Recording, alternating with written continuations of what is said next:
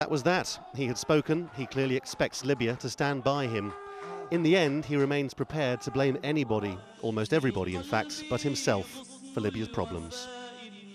Lawrence Lee, Al Jazeera. What's happened in the last 30 minutes is that the United Nations Security Council has released a statement on the situation in Libya condemning the use of violence. And for more on that, we can cross back to our Washington News Center and Nick Clark. Nick. Yeah, Darian, thanks very much. Indeed, after a nearly 3-hour closed-door meeting, it called on those responsible for attacks on civilians to be held accountable. Let's hear more from the Brazilian ambassador to the UN, who read the statement on behalf of the Security Council.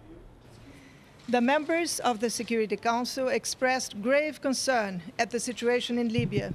They condemned the violence and use of force against civilians, deplored the repression against peaceful demonstrators, and expressed deep regret at the death of hundreds of civilians. They called for an immediate end to the violence and for steps to address the legitimate demands of the population, including through national dialogue. The members of the Security Council called on the government of Libya to meet its responsibility to protect its population.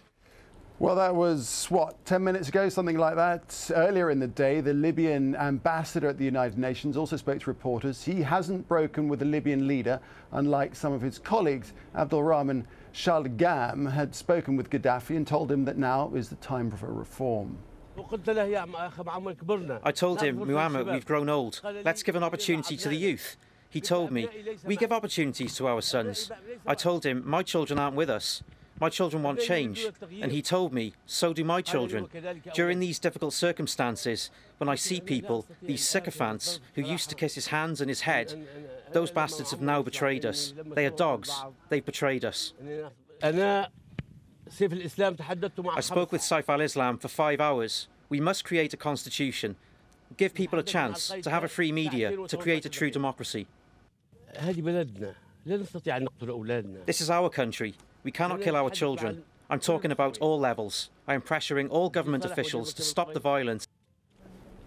Well, the Under-Secretary General for Political Affairs, that's Lynn Pascoe, also said that while UN officials have been pressing Libya to stop ordering attacks on their own people, those conversations have not, in fact, proved satisfactory. Let's speak to our correspondent, Al Jazeera, Scott Heidler, live at the United Nations in New York. It's all happening, Scott, isn't it? The interesting thing is that during the Egypt affair, when all that was going on, the UN didn't meet at all. But now they are meeting and everybody's talking left, right and centre. They're all coming out of our ears, aren't they?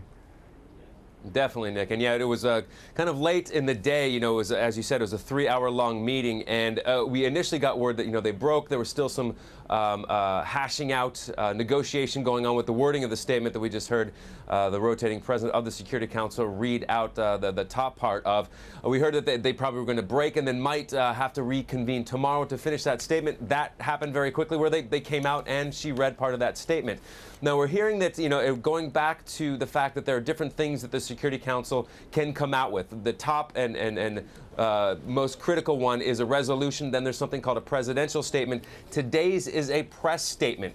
And we're hearing from some members of the Security Council, a member of the P5, the permanent 5 members of the Security Council, that initially there was an idea to have a presidential statement come out today, but there was concern over how long that would take, because it's a much more rigorous process, if you will. So instead, because they wanted something to come out today and as quickly as possible, they made this a press statement. So that's why it kind of was pushed through a little bit more quickly. But anyway, as we heard, you know, strongly condemning the violence there.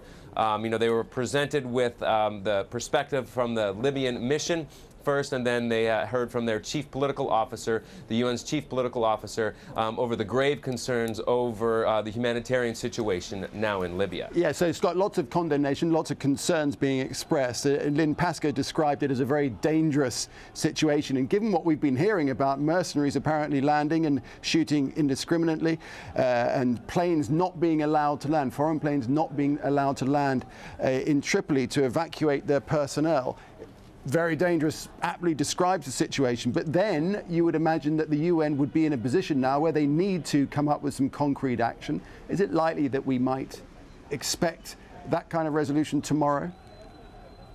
Well, we're definitely, I mean, the international community is calling for something stronger.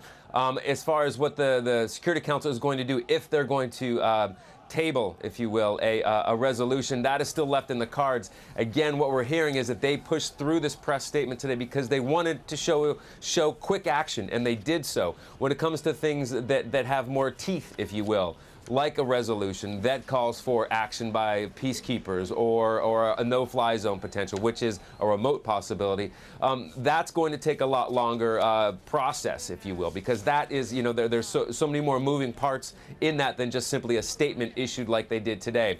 Not writing it off, but what we're hearing right now, the indications we're hearing right now is they wanted to get this out first, and then maybe we're going to hear these discussions of, okay, let's try to do something more. And there's, as we've been hearing from around the world, there is a great call for the United Nations, for the international community to do more to prevent more violence, more bloodshed in Libya. Okay, Scott, thanks very much. We'll speak to you a bit later. Scott Heidler, for the time being, speaking to us from the United Nations in New York. Let's speak now to Roland Bruce-St-Jean, who's written a number of books about Libya, and he joins us now from Albuquerque in New Mexico. Welcome to the program. First of all, I just wonder what you think, given what you know about Libya, given what you know about Gaddafi, what it is that the UN needs to do now, if you think they're doing enough, and what further action should they be taking? Well, I think it's very hard for the UN to do very much to impact on events in Libya in the short term. Obviously, we want to see the bloodshed stop. You want to see humanitarian supplies coming into the country, but certainly Gaddafi at this point shows no willingness to allow those kinds of things to happen. So I think in the short term, about all that can be done is to see how it plays out in the next few days. I was just making the point to our correspondent there. It was interesting because during the Egypt crisis, the UN didn't discuss that issue at all, but now they have been meeting, and lots of people have been coming forward and saying their piece. What do you think the difference is here, and what's been the trigger for that to happen?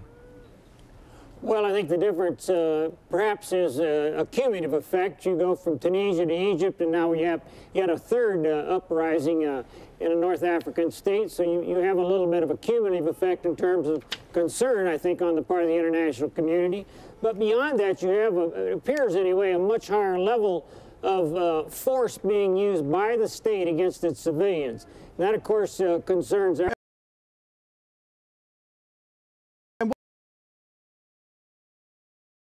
What's your summation of the position now? Do you think, I mean, we've heard from Gaddafi, we've heard, and you know, the speech that went on for a very long time and was quite rambling in form and content, and then we heard from his spokesman, who was much more considered, but saying much the same thing in more sort of measured, more measured way. But do you think Colonel Gaddafi is now in a position where he will never? Difficult to say. Colonel Gaddafi's speech today was typical of his speeches in the past. He tends to speak for a long time. He tends to speak without notes. He rambles. I think what struck me more than anything